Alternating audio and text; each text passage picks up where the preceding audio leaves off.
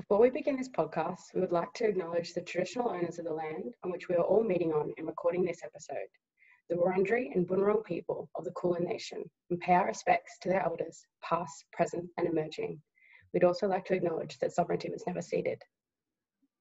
Hi everyone, we're Yarning Circle, and our podcast is focusing on raising awareness of the evolving demands and issues that face Indigenous Australians. My name's Gidget Watkins, and my episode focuses on education. It outlines the barriers to education and the opportunities of deeply embedding Indigenous knowledges, culture, and history into classrooms. In my episode, I interview Claire. Hi guys, my name's Beck Leonidas. I'm currently studying a Bachelor of Arts with a double major of Criminology and Sociology. In my podcast, I'll be focusing on health disparities between Indigenous and non-Indigenous Australians. I'll be interviewing a nurse with an Indigenous background, Bianca, and we'll be in the first episode of the podcast. Hi, I'm Philippa. I'm studying arts with a major in Japanese. And in my episode, I discuss Indigenous incarceration rates and how our criminal justice system is failing and harming Indigenous people. I discuss this with Beck in the third episode of the podcast.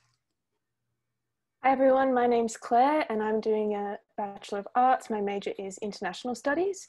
And in my episode, I discuss with Gidget, through her perspective on education, the important role of Indigenous languages and the language ecology in Australia. Hi everyone, my name's Niani Carter. I'm a Jaja Warang Yori Ora Wamba Wamba woman. I'm currently studying a Bachelor of Law, Bachelor of Arts. My episode is on constitutional reform, specifically looking at the Uluru Statement from the Heart, what it calls for and why it is necessary. And on my episode, I'll be interviewing Professor Megan Davis and Bridget Tharma. You may have noticed the artwork attached to our logo and banner. That artwork was created by myself and represents the story in which all of us are coming together to create.